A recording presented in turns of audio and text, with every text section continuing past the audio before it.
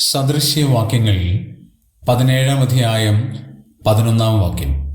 മത്സരക്കാരൻ ദോഷം മാത്രം അന്വേഷിക്കുന്നു. ജ്ഞാനികളിൽ ജ്ഞാനിയായ ശലോമോന് ദൈവം കൊടുത്ത ജ്ഞാനത്തിനനുസരിച്ച് ദൈവിക ആലോചനകൾ പറഞ്ഞു വച്ചിരിക്കുകയാണ്.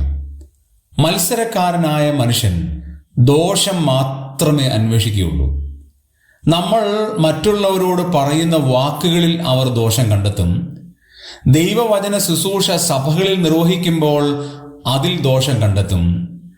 നമ്മൾ പറയുന്ന ഓരോ വാക്കുകളിലെയും വ്യത്യസ്തമായ ഭാവവ്യത്യാസങ്ങൾ പോലും കണ്ടുപിടിച്ച് അവർ ദോഷം അന്വേഷിക്കും. അവരുടെ സ്വഭാവം എന്താണെന്നറിയാമോ?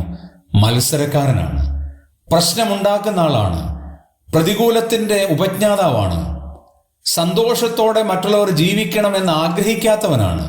അവൻ മത്സര സ്വഭാവമുള്ളവനാണ്, മറ്റുള്ളവരെ കലഹിപ്പിക്കുന്ന ഒരു സ്വഭാവമുള്ളവനാണ്.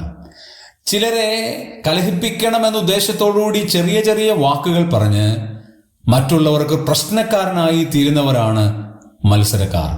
അവർ ദോഷം മാത്രമേ കാണുകയുള്ളൂ, അതിലുള്ള നന്മയുടെ ഒരു കണിക പോലും അവർ കാണുകയില്ല. ഇങ്ങനെയുള്ള മനുഷ്യരെ വിട്ടൊഴിയാനായിട്ടാണ് ദൈവം നമ്മളെ ഉപദേശിക്കുന്നത് തന്നെ.